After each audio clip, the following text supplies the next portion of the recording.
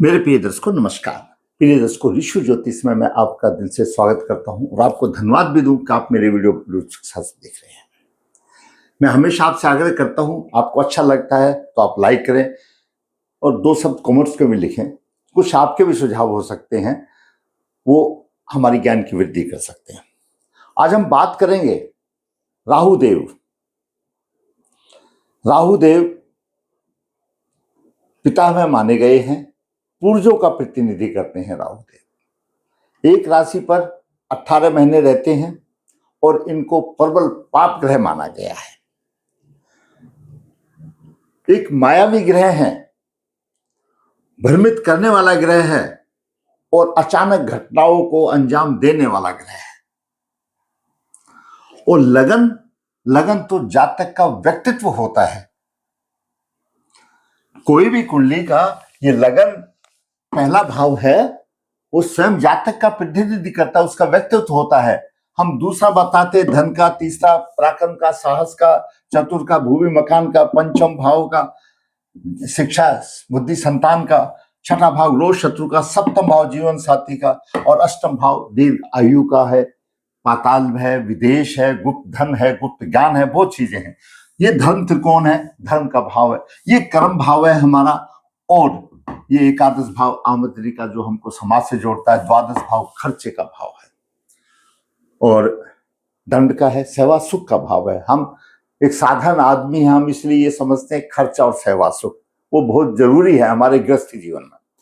अब राहु यहां लगन में बैठा है।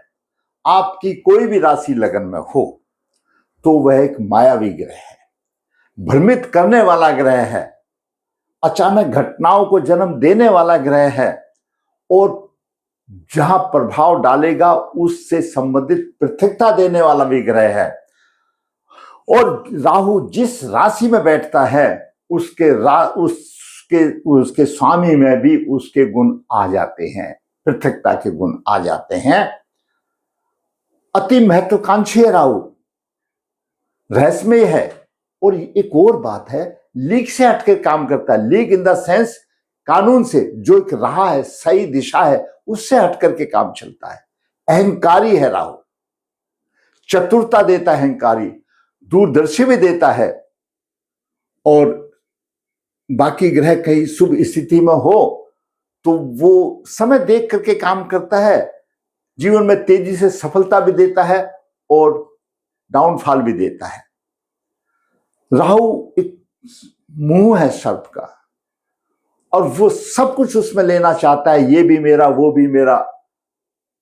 और कई बार तो ऐसी स्थिति होती है कि वो राहु बड़े भ्रम में डाल देता है और जातक भ्रमित होकर के, लीक से हट करके, न्याय से हट करके, जो जिस रास्ते पे जाना चाहिए उस रास्ते से हटकर चलने के लिए मजबूर हो जाता है। मानसिक स्थिरता पैदा होती है, गलत निर्णय लेता है। यह है काम राहु के। लगन में राहु है और लगन में राहु बैठता है तो राहु की 3 दृष्टि है। पंचम दृष्टि पंचम भाव को देखता है, सप्तम दृष्टि सप्तम भाव को देखता है और नवम दृष्टि नवम भाव को देखता है। तो पहला, पांचवा, नवम भाव ये धर्म त्रिकोण है। तो धर्म त्रिकोण की तरफ तो बात ही खत्म हो गई। जब मैंने बताया लीक से हटके काम चलता है तो ऐसा पुरुष धार्मिक नहीं होता, अहंकारी होता है, अहंकार से भरा हुआ होता है। वो ये सोचता है कि मैं ही हूं जो कुछ हूं और वो उससे धोखा खा जाता है। जहां पर भी देखता है उसके अंदर अहंकार की भावना भर देता है राहु।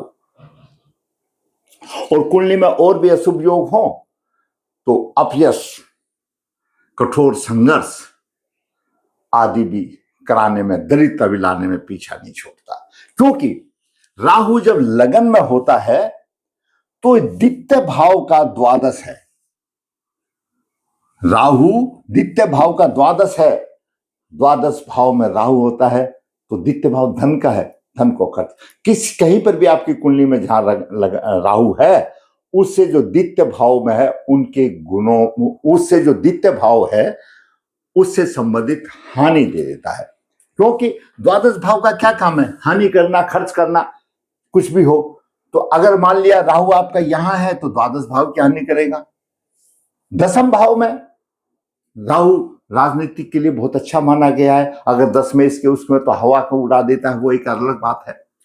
आज हम बात कर रहे हैं लगन में राहु की। जब लगन में राहु होगा तो द्वितीय भाव के जो गुण धर्म है उनमें भी हानि कर देगा। द्वितीय भाव क्या है? धन का है, परिवार का, कुटुंब का है। उनमें भी भ्रमित होकर के बात करेगा तो उसको उनका भी सुख नहीं मिलता।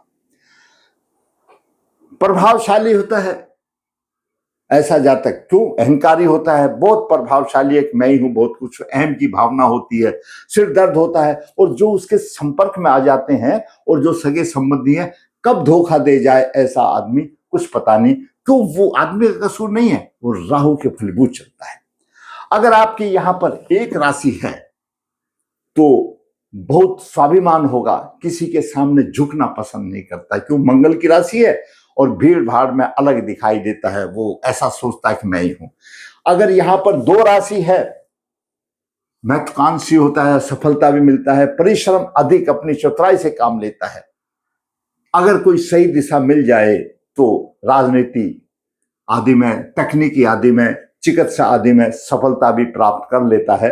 अगर लगन में राहु हो तो, कोई भी राशि में राहु हो तो, किसी भी राशि में हो। अगर बुध की राशि हो, यहां पे मीन राशि हो, तो ओवर थिंक आता है, उसमें डिप्रेशन भी आते हैं, विचारों में स्पष्टता की कमी कर देता है, क्योंकि मायावी है और वो बेचैनी भी हो जाता है, बेचैन हो जाता है। कर्क राशि में हो तो वैवाहिक जीवन, वो सोचता है कि मेरे को जो है, तो जहां कर्क राशि होगी यहां पर, तो सप्तम भाव में मकर राशि होगी। वैसे कोई भी राशि में भी होने दो, वह ये सोचता है सप्तम दृष्टि से कि मुझे बहुत कुछ चाहिए, और बहुत कुछ चाहिए वो मिलता नहीं है। और पार्टनरशिप में और फिर वैवाहिक जीवन में परेशानी आ जाती है, क्योंकि कुंडली की रचना ऐसी है, यहां पर 1 लिखा है तो यहां पर उसका शत्रु भाव है, ये मिलनले का भाव है। सप्तम भाव लग्नेश का हमेशा विपरीत होता है। और देखिए ऐसी कुंडली बनाई है, अगर जीवन साथी होता है वो, तो राहु जैसा ग्रह लगन में बैठ जाए तो उनमें दाम्पत्य जीवन में किसी भी भाव में दरार आ जाती है, बनती नहीं है, ऐसी आ जाती है। ठीक है कि नहीं? किसी भी भाव में आ जाता है। तो 4 पॉइंट तो सभी के में भी होते हैं। कैसे? उसका बहुत कोई भी लगन की कुंडली हो, यहां पर चाहे 1 से लेकर 12 लगन की कुंडली हो, तो उसका स्वाभिमान होगा, किसी के सामने झुकता नहीं है, उसका व्यक्तित्व इस किस्म का होगा। महत्वाकांक्षी होगा, परिश्रम अधिक, अपनी चतुराई से काम लेता है और अलग थलग दिखाई देता है, किसी के साथ मिलता नहीं। और अच्छे शुभ योग हो तो राजनीति जैसे, तकनीकी में, चिकित्सा में भी सहायता दे देता है, किसी भी राशि का राहु हो। ये एक साधारण बात है। रिश्तों में, वैवाहिक जीवन में परेशानी देता है, पार्टनरशिप में परेशानी देता है। ये 4 बिंदु तो हर एक राशि में होते हैं। अब देखते हैं मेष राशि में साहसी तो बनाता है, नेतृत्व करने की क्षमता भी होती है, लेकिन छोटे छोटे बात पर गुस्सा कर देता है यहाँ पर, क्योंकि मेष राशि तो पहले उग्र है और राहु भी उग्र है। मिथुन वृषभ राशि में उसके मित्र की राशि है, भौतिक सुख क्षमता, ऐश आराम देने का, अपार धन देने की कोशिश करता है वो, ऐसा राहु अगर ग्रह योग है तो। मिथुन राशि में अगर लगन में हो तो चतुर्थ होगा, विद्वान होगा, लोगों से मिलेगा तो जरूर, लेकिन वह, उसका मन बेचैन रहेगा और दूसरे के कार्यों में वह दोष निकालता है, खास तौर से मिथुन राशि का राहु। कर्क राशि का राहु भावुक तो बनाता है, लेकिन रहस्यमय और उतार चढ़ाव दे देता है। सिंह राशि का राहु अहंकारी, बहुत अहंकार होता है, कभी कभी दयालु भी होता है, ऐसा नहीं है, लेकिन शत्रु राशि है। कन्या राशि का राहु चालाक, व्यापार में सफलता दिलाने की कोशिश करता है। तुला राशि का राहु कला प्रेमी होगा, मिलनसार होगा, आकर्षक होगा, दूसरों का ऐसा करता है, अपनी तरफ खींच लेता है, दूसरों को ऐसा आकर्षित करता है, लेकिन दूसरों में दोष भी निकालता है, कि इसमें ये कमी है, वो कमी है, जिसको कहते हैं दूसरे कामों में दोष निकालना। वृश्चिक राशि का राहु साहसी होता है, गुप्त विद्या, जीवन में घटनाएं गुप्त होता है, कब क्या कर दे कुछ पता नहीं चलता। धनु राशि का राहु ज्ञानी तो होता है और पारंपरिक मान्यताओं के खिलाफ होता है, एक तरफ ज्ञानी, एक तरफ जो परंपरिक मान्यता है। क्यों? धनु राशि तो धर्म की राशि है ना, कालपुरुष योग की 9वीं राशि है, और ये उसमें परेशानी आती है, दूसरों के लिए अच्छा नहीं रहता है, दूसरों के लिए अच्छा नहीं रहता, खिलाफ हो जाता है उसमें दूसरे आदमियों के लिए। कब खिलाफ हो जाए, कब उससे विपरीत हो जाए तो कुछ पता नहीं चलता है। दूसरों ऐसा चलता है, खिलाफ होता है। उनकी मान्यता जो चलती है, धर्म की मान्यताएं होती है, उसमें होती है, लेकिन अपना ही ज्ञान देता है वो। मकर राशि का व्यवहारिक कूटनीतिक परिश्रम ही तो होता है, लेकिन दूसरों के काम में बहुत टांग अड़ाता है। वो कैसे काम कर रहा है, सोचा उसको मैं नीचा दिखाऊं, ये उसमें भावना भी आ जाती है। कुंभ राशि का सामाजिक कार्य में रुचि भी लेता है, क्रांतिकारी विचारधारा होती है, परंतु दूसरों के कार्य में काम गलती निकालने की उसकी आदत आ जाती है, दोष निकालता दूसरे के काम में, और अपना तो खुद भ्रमित हो जाता है, वो सोचता नहीं है। मीन राशि में आध्यात्मिक विदेश यात्रा भी करा देता है, लेकिन यहां पर भी मीन राशि में अगर लगन में राहु है तो दूसरे के कामों में बहुत टांग अड़ाता है। कुल मिलाकर के ऐसा है कि राहु जो लगन में होता है वो बहुत अहंकारी, स्वाभिमानी, किसी के सामने झुकता नहीं, भीड़ भाड़ अलग रहता है, बहुत महत्वाकांक्षी होता है, परिश्रम से अधिक चतुराई से काम लेता है। सही दिशा मिल जाए तो ठीक है, नहीं है तो बड़ी परेशानी है। और चिकित्सक और तकनीकी और राजनीति के लिए भी ये अच्छा माना जाता है लगन में राहु, अगर गहरा योग अच्छा हो तो। स्वास्थ्य की दृष्टि से देखें तो ओवर थिंकिंग या डिप्रेशन हो जाता है, और क्योंकि मायावी है और बेचैनी भी हो जाता है, विचारों में उसकी जो है स्पष्टता नहीं रहती है।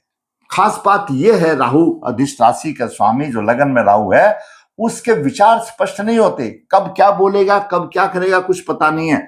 और सबसे प्रमुख बात यह है, जिस राशि में राहु लगन में है उस राशि का स्वामी भी पृथकवादी जैसे प्रभाव देगा, इसमें कोई दो राय नहीं। ये मैंने आपको बताया। अब जो हमारे पास कुंडली आई है, हम उससे विचार करते हैं कि वह जातक कितना परेशान है। लगन में राहु धर्म त्रिकोण पीड़ित होते हैं, तीनों धर्म त्रिकोण पीड़ित होते हैं, भ्रमित स्वभाव होता है। इसके साथ ग्रहों के द्वारा दरिद्रता भी है, अपयश भी, और कठोर संघर्ष से परेशान है जातक।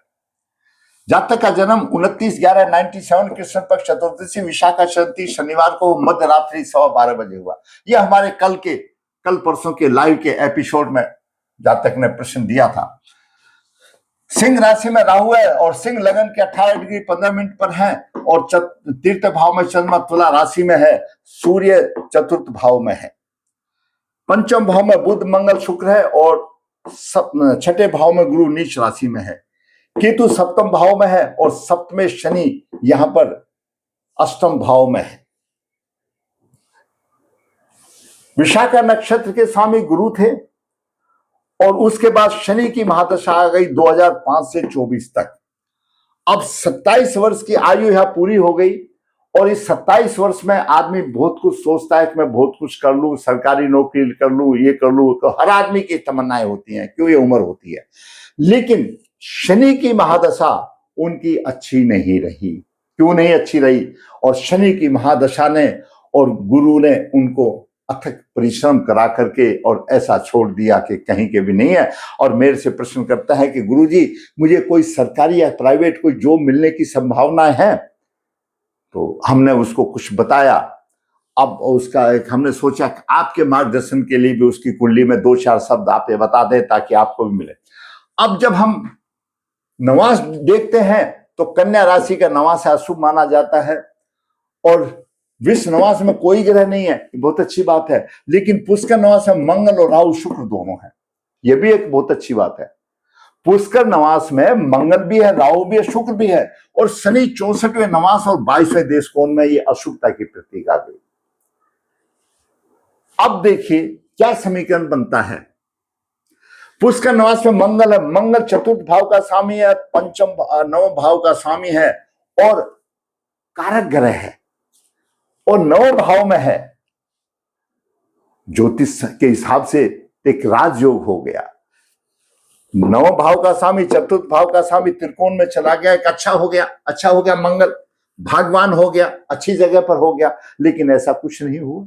क्यों नहीं हुआ आगे देखेंगे। क्यों? राहु भी पुष्कर नवास में है। पुष्कर नवास का क्या मतलब है मैं हमेशा बताता हूं, ताकि मेरे जो ग्रह विश्व नवास में होगा वह अपने कारतत्व की हानि करेगा। कुंडली में जहां पर है अपनी राशि के संबंधित हानि करेगा, जहां दृष्टि डालेगा वहां हानि करेगा। और जो ग्रह पुष्कर नवास में है, पुष्कर नवास में उसको बलवंता मिल जाती है, अच्छा प्रभाव देता है पुष्कर नवास में, तो और अपने भाव को बलिष्ठ करेगा, अपने भाव का अच्छा फल देगा। अब यहां पर राहु अशुभ हो गया, फल देने वाला अशुभ हो गया। क्यों? राहु तो अशुभ है, सिंह राशि का, शत्रु राशि का राहु है, अशुभ है। जहां पर भी देखेगा वहां पर उस भाव से उसको पृथकता दे देगा। सिंह राशि का राहु, राहु सूर्य, चंद्रमा और मंगल से अति दुश्मन वाली बात आ जाती है। खासतौर से चंद्रमा और सूर्य का तो राहु है, उसको ग्रहण लगा देता है, मंगल को अंगारक योग लगा देता है किसी भी ग्रह के साथ में।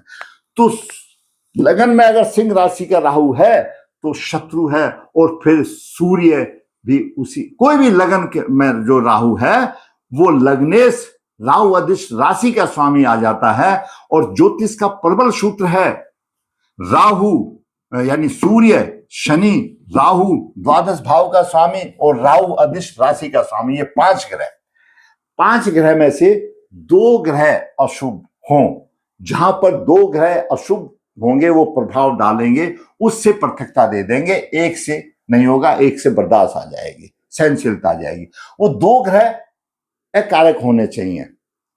लेकिन राहु अधिष्ठ राशि का स्वामी अगर लग्नेश भी है तो राहु जैसे ही गुण देगा। ये हमने बहुत कुंडलियों में देखा हुआ है, चाहे लग्नेश भी क्यों ना होने दो। जो राहु अधिष्ठ राशि का स्वामी है, चाहे आपका लग्नेश ही होने दो, चाहे दशमेश ही होने दो, वो राहु जैसे गुण देगा। राहु जिसका कारक है, अगर लगन में राहु है तो वह लग्नेश, वो लग्नेश का प्रतिनिधि वहां पर व्यक्तित्व का प्रतिनिधि करता है, उसका स्वामी कहीं पर भी हो वो राहु जैसे फल देगा। ये ज्योतिष का सूत्र है। और सूर्य का तो दुश्मन है, सूर्य मजबूर हो जाते हैं। क्यों? उसकी कुंडली में, उसके घर में जब राहु आ गया, उसका दुश्मन आकर के बैठ गया, तो सूर्य देव को चैन नहीं रहता। सूर्य तो राजा है ना, राजा तो घर से बाहर निकल गया। ऐसा सोच के समझ लो, ज्योतिष का सूत्र बिल्कुल ठीक है, हमने बहुत कुंडलियों में देखा, सोचने की जरूरत नहीं है। तो और शनि और राहु और द्वादश भाव, कोई भी हो द्वादश भाव का स्वामी, और राहु जिसमें हो, ये पांच में से दो ग्रह चल जाते हैं। अब समस्या क्या बनती है? राहु लगन में है, राहु पंचम भाव को भी देख रहा है, भाव को देख रहा है, सप्तम भाव को भी देख रहा है। पंचम भाव में बुध भी परेशान है, मंगल भी और शुक्र भी, ये सब पीड़ित है राहु से। और राहु की 9 दृष्टि यहां पर भाग्य भाव में चल रही है। भाग्य भाव का स्वामी, भाग्य भाव भी पीड़ित है और भाग्य भाव का स्वामी भी पीड़ित है। कैसे देगा फल? देगा।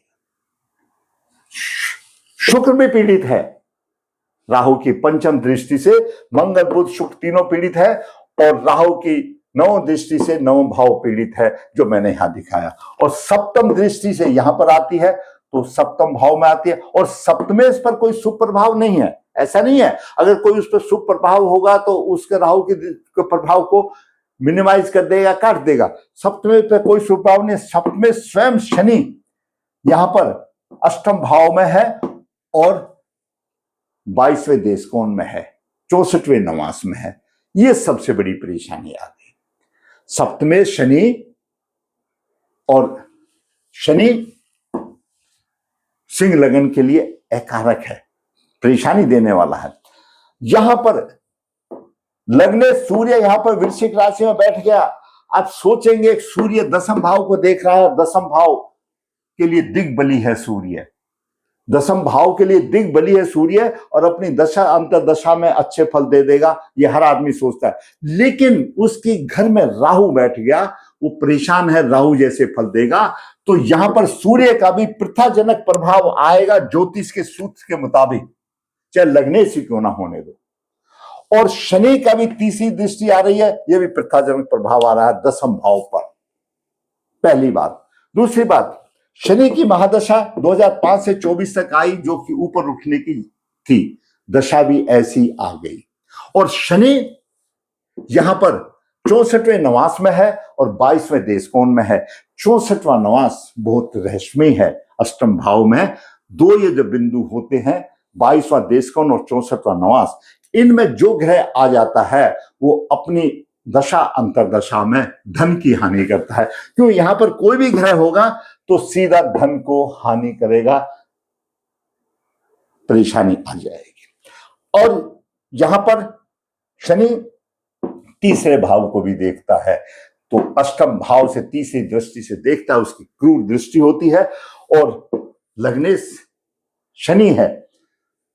कोई भी ग्रह लगन के आधार पर काम करेगा, कारक है या अकारक है, तो शनि की तीसरी दृष्टि।